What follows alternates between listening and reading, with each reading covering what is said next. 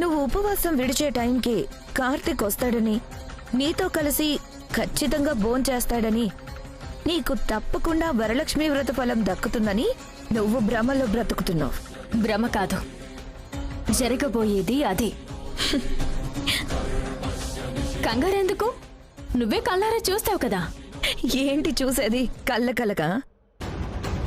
ఇప్పుడు వెళ్తున్న కార్తీక్ ఇంటికి ఎప్పుడు వస్తాడో తెలీదు. ఒకవేళ వచ్చినా నీతో కలిసి భోంచేయడానికి ఒప్పుకుంటాడన్న గ్యారెంటీ కూడా లేదు. నాతో కలిసి పూజలో కూర్చున్నారు, మరి నాతో కలిసి ఆయన భోజనం ఎందుకు చేయరు? పిచ్చి రాధిక, మా అమ్మ బాధపడుతుందని కార్తీక్ నీ పక్కన పూజలో కూర్చున్నాడు తప్ప నీ మీద ప్రేమతో కాదు, భర్త అనే బాధ్యతతో అంతకన్నా కాదు. నీతో కలిసి భోంచేయకుండా తప్పించుకోవడానికి వాడికి ఇప్పుడు బ్రహ్మాండమైన అవకాశం దొరికింది. ఆ అవకాశాన్ని వాడు ఉపయోగించుకుంటాడు తప్ప, అయ్యో నా కోసం నా భార్య ఎదురు చూస్తూ ఉంటుందని పరిగెత్తుకుంటూ వస్తాడా ఏంటి? వస్తారు, ఆయన నా కోసం ఖచ్చితంగా వస్తారు. ఏంటొచ్చేది వంకాయ పులుసు? వాడాయన ఇష్టపడి నీ మెళ్ళ తాళి కట్టాడా? నిన్ను తాళి కట్టిన పెళ్ళంగా చూడ్డం కాదు కదా, అసలు నీ నీడని కూడా వాడు సహించలేకపోతున్నాడు. అలాంటి వాడు నీకోసం వస్తాడని భ్రమపడ్డం పిచ్చి కాకపోతే మరేంటి? పిచ్చి కాదు, నమ్మకం. ఆయన్ని నేను ఒప్పిస్తాను. నేను ఉపవాసం వీడిన టైంకి ఆయన ఇంటికొచ్చేలాగా చేస్తాను. నాతో కలిసి భోజనం చేసేలా చేస్తాను. ఆ వరలక్ష్మి వ్రతం ఫలం పొందుతాను. Just wait and see.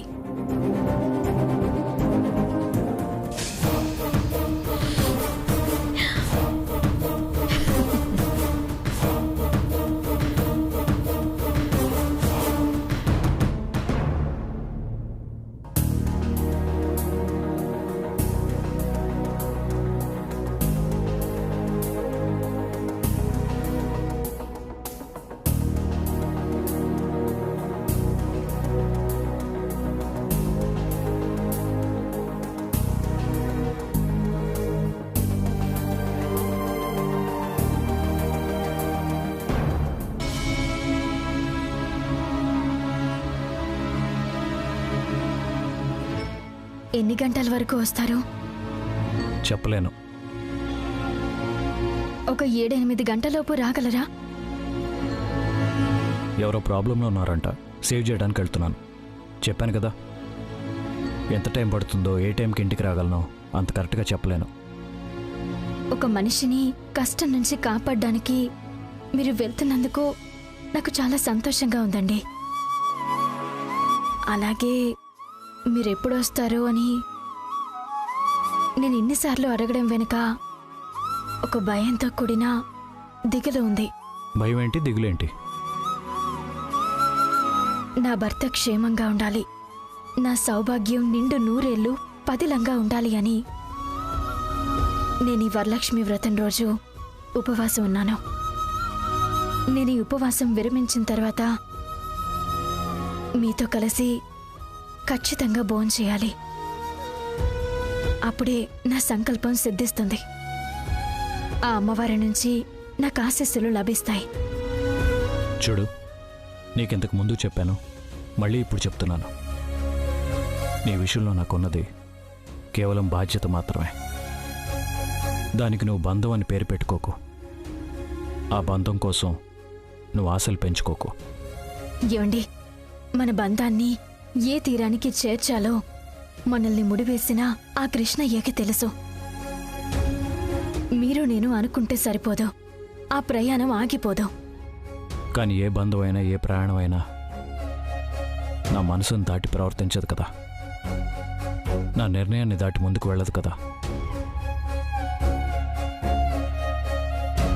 సరేనండి, మీరు చెప్పినట్టు నా మీద మీకున్నది బాధ్యత అని ఈ కాసేపు అనుకుందాం.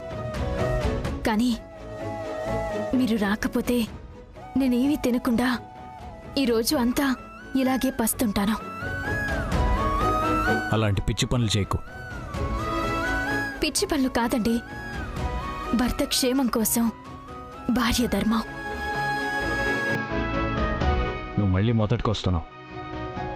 నేను మొదటి నుంచి ఇదే మాట మీద ఉన్నాను. అలాగే మీరు నిజంగా బాధ్యత అనే మాటకి కట్టుబడి ఉంటే నన్ను ఖాళీ కడుపుతో పడుకొనివ్వరు. ఆ టైంకి మీరు ఖచ్చితంగా వస్తారు, నాతో కలిసి భోంచేస్తారు. రాధిక, అర్థం చేసుకుంటావు అనుకుంటున్నాను. మీరు కూడా నన్ను అర్థం చేసుకోండి. మీరు వచ్చేంత వరకు భోంచేయకుండా మీకోసం ఎదురు చూస్తూ ఉంటాను. మర్చిపోకండి, మీరు రాకపోతే నేను భోంచేయకుండా అలాగే ఉండిపోతాను.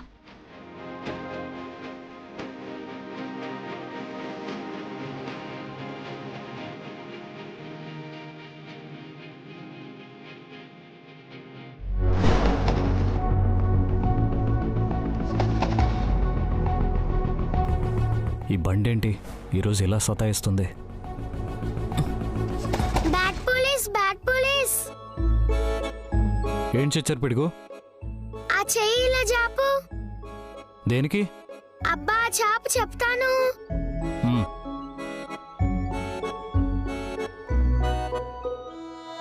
ఈ లెటర్ ని నువ్వు ఈవినింగ్ మర్చిపోకుండా చూడు. ఏముంది ఇందులో?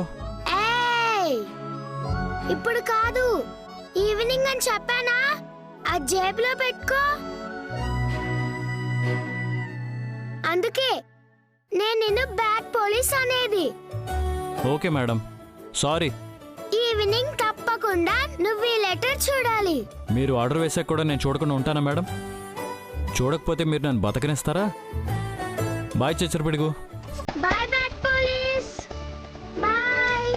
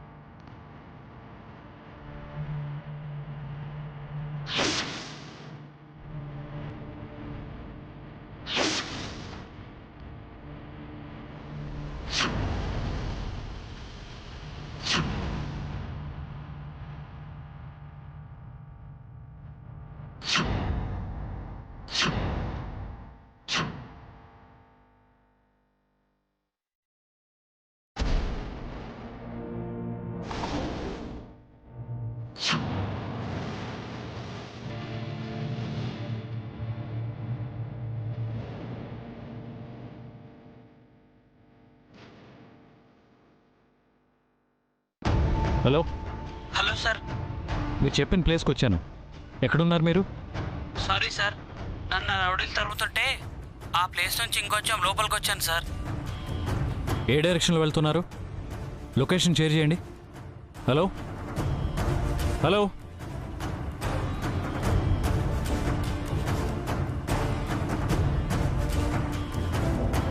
number you are calling is currently not reachable.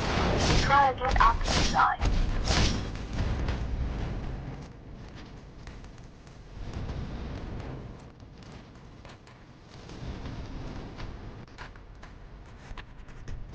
The number you are calling is currently not reachable. Please try again after the sign.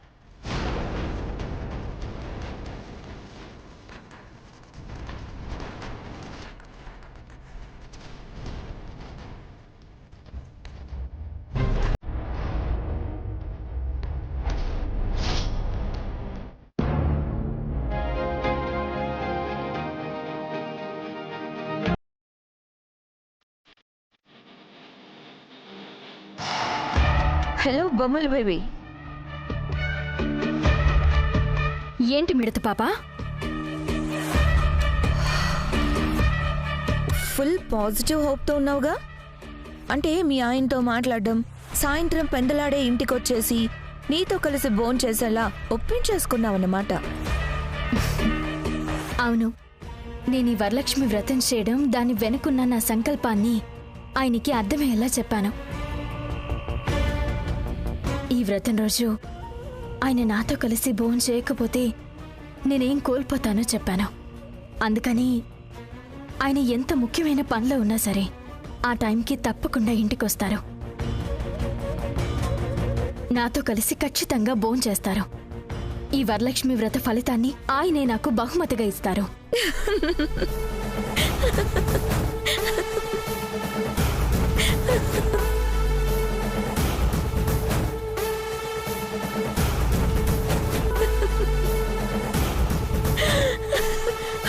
ఏంటి బహుమత? బంతిపూల దండేం కాదు. ఎందుకలా నవ్వుతున్నావు? పిచ్చా నీకేవనా? అసలు షాక్ తెలిస్తే నీకు నిజంగా పిచ్చి వచ్చేస్తుంది. షాక్ ఏంటి? ఇందాక మీ ఆయనకి ఎవరో ఆపదలో ఉన్నారు, వచ్చి కాపాడండి అని కాల్ వచ్చింది కదా. అది నిజమైన ఆపద కాదు, నేనే అలా కాల్ చేపించాను.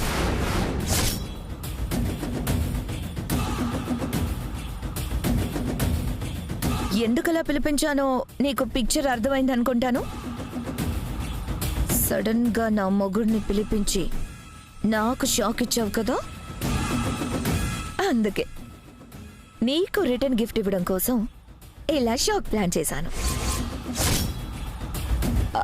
ముందు అసలు షాక్ చెప్తాను, విను.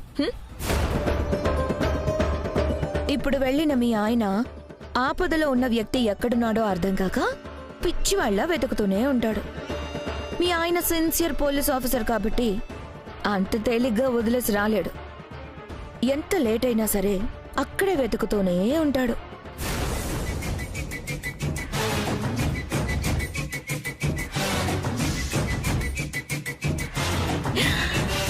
నువ్వు ఇక్కడ మీ ఆయన కోసం ఎంత ఎదురు చూసినా ఏం ప్రయోజనం లేదు. ఇక్కడ నీకు కన్నీళ్ళు, అక్కడ మీ ఆయనకి టెన్షన్. సినిమా క్లియర్గా అర్థమైంది కదా.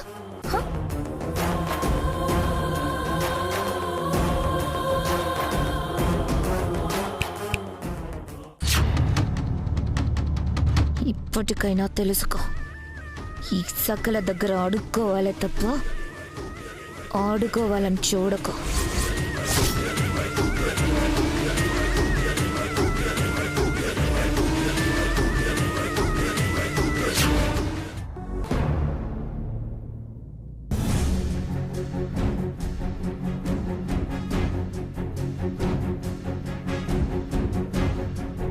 ఈ పిల్ల వెనక్కి తిరిగి ఏం చేస్తుందబ్బా? చేతులు కదులుతున్నాయి. కొంపదీసి క్షుద్ర పూజలు ఏమైనా నేర్చుకుంటుందా ఏమిటి? అమ్మాయి సకలా,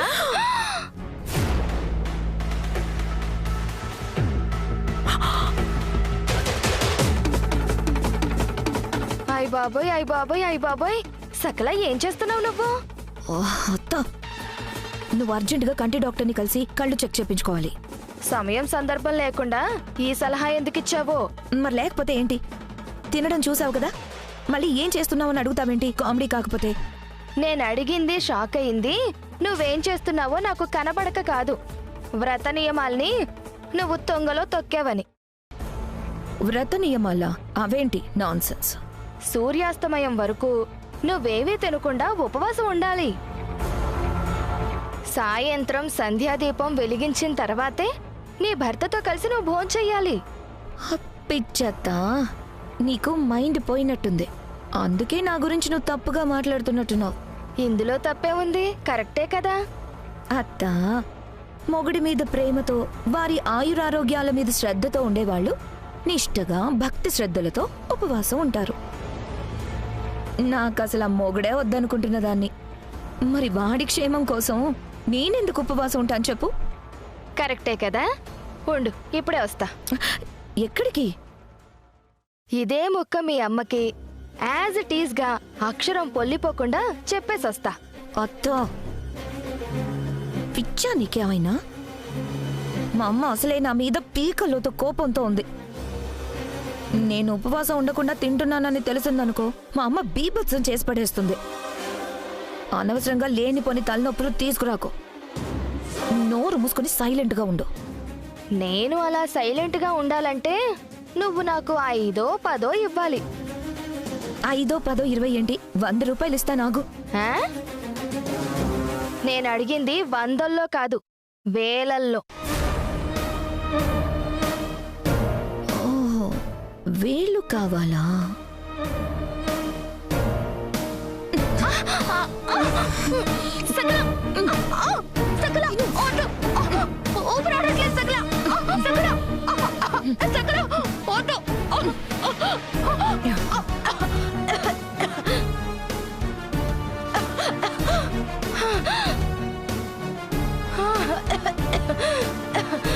అమ్మ బాబాయ్, నువ్వు చేయి తేడా ఒక్క క్షణం ఆలస్యం అయి ఉంటే డైరెక్ట్గా పైకే పోయి ఉండేదాన్ని.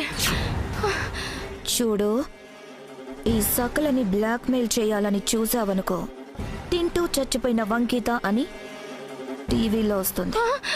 కావాలా? అమ్మా వదిలే వదిలే.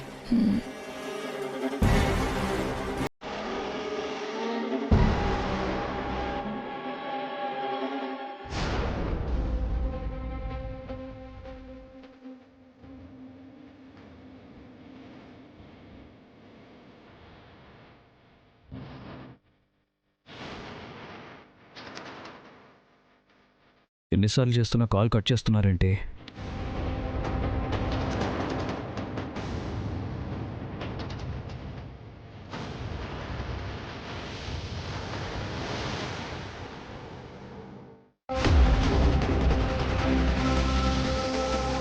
లొకేషన్ షేర్ చేయమని చెప్పగానే కాల్ కట్ చేశారు. అప్పటి నుంచి కాల్ లిఫ్ట్ చేయట్లేదు.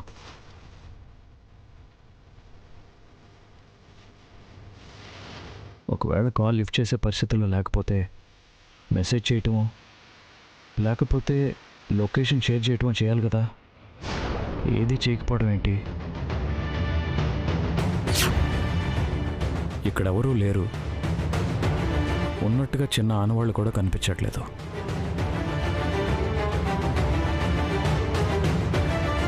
ఈ ప్లేస్ని, కాల్ లిఫ్ట్ చేయకపోవడాన్ని చూస్తుంటే ఏదో అనుమానంగా ఉంది.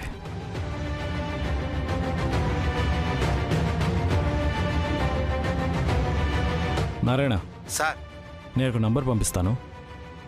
ఆ నంబర్ ఎవరిదో డీటెయిల్స్ ఏంటో కనుక్కో. Okay sir.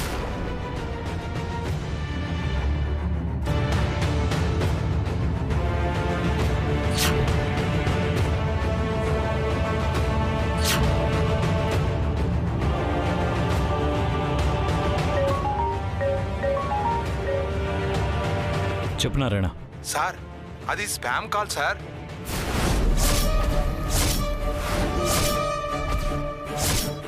అసలు లొకేషన్ ఎక్కడుందో కూడా చూపించట్లేదు.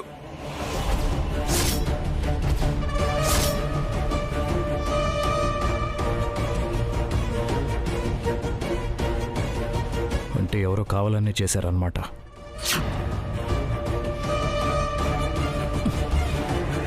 డిపార్ట్మెంట్తో ఆడుకోవటం అంటే ప్రతి ఒక్కడికి ఫ్యాషన్ అయిపోయింది. Useless fellows.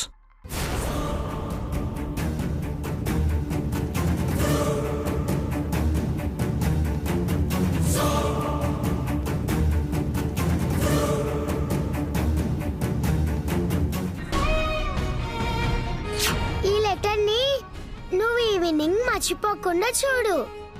ఏముంది ఇందులో?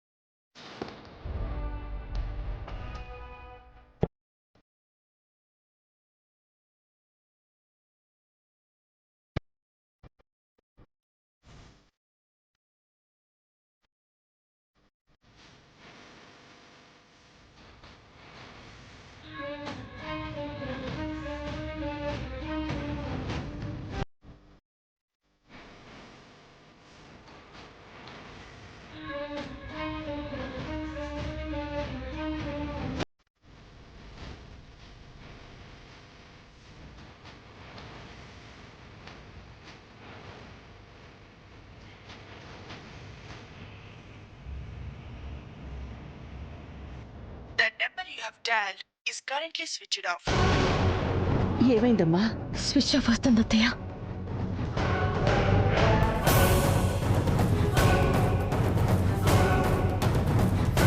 వాడికి 1కి 10 సార్లు చెప్పాను, రాధిక ఉపవాసం ఉందిరా, నువ్వు తనతో కలిసి భోజనం చేస్తేనే తనకి వ్రత ఫలితం దక్కుతుంది అని.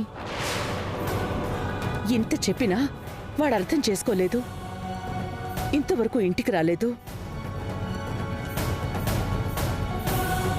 అక్కడ ఇంటి దగ్గర అందరూ ఎదురు చూస్తుంటారు, వెళ్ళకపోతే బాధపడతారు అనే ఆలోచన కూడా లేకుండా ఇలా ఉన్నాడేంటి? ధర్మ ఏదో ముఖ్యమైన పని అని చెప్పాడు కదా, వచ్చేస్తాడులే. ఏంటండి ముఖ్యమైన పని? డ్యూటీ మాత్రమే ముఖ్యమా? ఇంట్లో భార్య ముఖ్యం కదా? వాడి ఆయుర ఆరోగ్యాల కోసం భార్య చేసే పూజ కూడా వాడికి కనిపించకపోతే ఎలాగండి? కార్తిక్ రాధికని భార్యలా చూస్తే కదా తను చేస్తున్న వ్రతాలకి పూజలకి వాడు విలువివ్వడానికి.